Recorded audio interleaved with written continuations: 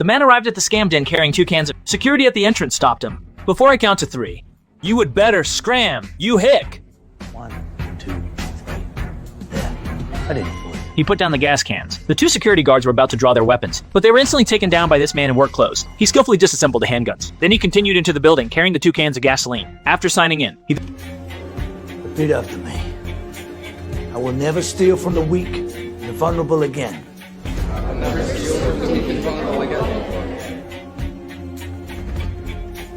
To help you keep that promise, I'm gonna burn this place down. With everyone watching, he poured the 2 cans of gasoline he brought over the computers and phones. Those who were still hesitating completely panicked. They fled in a panic one after another. Soon the company manager arrived with others. The manager demanded to know who he was. The man only said he was a keeper of madmen. For those drug-crazed lunatics, he would burn it all down himself. The manager didn't care about ADAT. He immediately ordered his men to take him down. Before they could act, this keeper of madmen already started to reveal himself.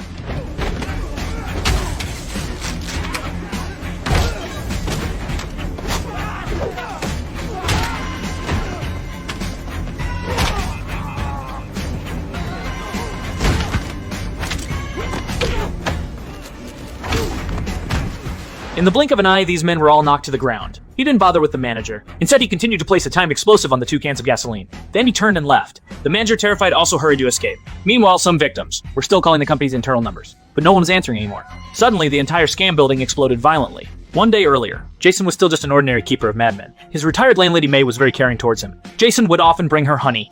But today, May received a warning about a computer virus. She called the number as instructed, wanting to remove the computer virus. Not knowing much about computers, she didn't realize. This was a common tactic used by scam companies. The company manager guided her step by step. May opened a website. They immediately gained access to all the data on May's computer, including the $2 million in her account. Seeing so much money, the manager immediately had others transfer the funds. Pages of ads popped up on May's computer. In just 1 minute, all $2 million in the account were stolen. They didn't think this was anything unconscionable. In fact, they were proud of it. May not only discovered that her own, but also $2 million from a children's charity fund had disappeared as well. Only then did she realize she had been scammed. This filled her with immense guilt. At night, Jason brought a jar of homemade honey to give May a taste.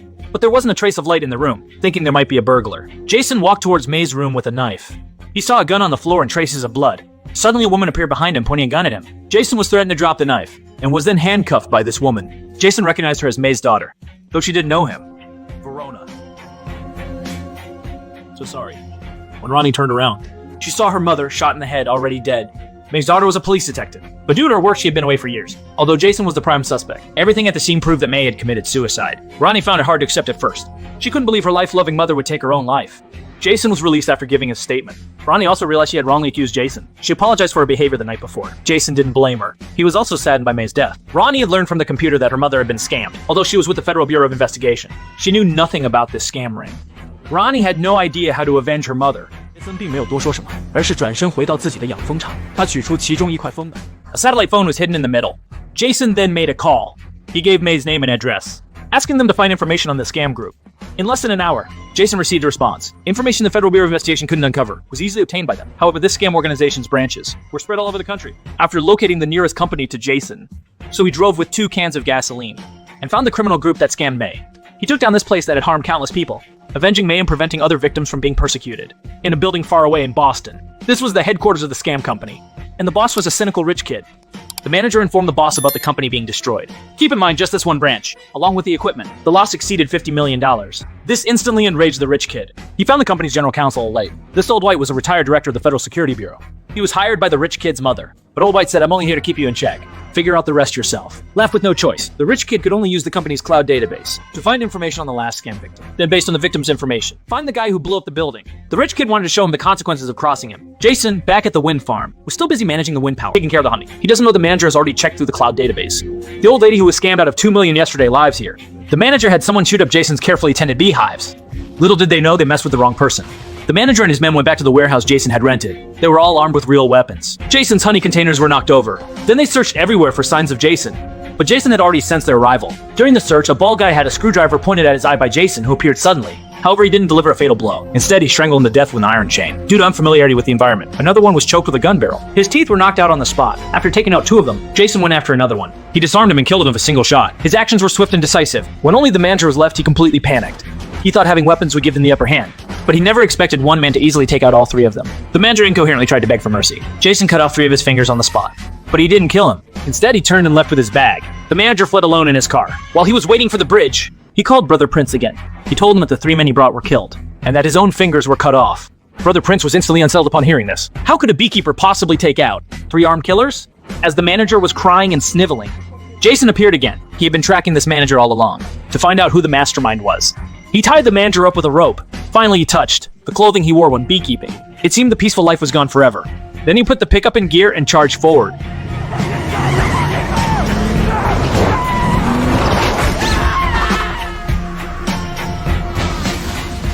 The manager's pitiful screams could be heard. This made Brother Prince break out in a cold sweat. Jason picked up the manager's phone. He asked for the name of the mastermind. Naturally, Prince wouldn't and didn't dare tell him. He even cursed at Jason to hide his panic. You sound young. I bet you don't have estate planning. Why would I need something like this? I'm about to tell you. When the bridge was lowered again, Jason drove off in the manager's car. Brother Prince told Old Bai what had happened.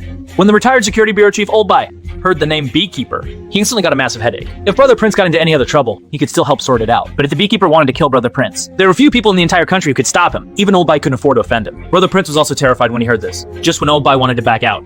Brother Prince's mother called. She insisted that no matter what, he must ensure her son's safety. After much consideration, Old Bai agreed. So he used his position as former security bureau chief to contact the current director. He asked the current security bureau director to help him look into the information about this Beekeeper that Brother Prince had offended. The director would to some extent listen to this old man. That night, the current security bureau director replied with a message. Jason was the previous Beekeeper, and the current Beekeeper was very disdainful of Jason's recent actions. He became a human torch. Jason cut off one of his fingers. Then he borrowed a passerby's car and left the scene. When Old Bai heard that the current Beekeeper had been killed instead, he became anxious as well. The Beekeepers, this mysterious organization, only maintained neutrality. This organization was separate from the Federal Bureau of Investigation and was a legal organization outside the Federal Security Bureau. The purpose of the Beekeepers' existence was to protect the security of the entire country. They were not controlled by anyone and could act entirely based on their own judgment. Even the current security bureau director dared not interfere anymore. Now only Old Bai could protect Brother Prince. To counter the Beekeepers' retaliation, Old Bai used his position to hire a top-notch CI and land combat team at great expense. Their only goal was to prevent the Beekeeper from killing. By this time, Jason had driven to a secret location. He used the current Beekeeper's finger to open the door. Inside was one of the secret bases of the Beekeeper organization. Jason used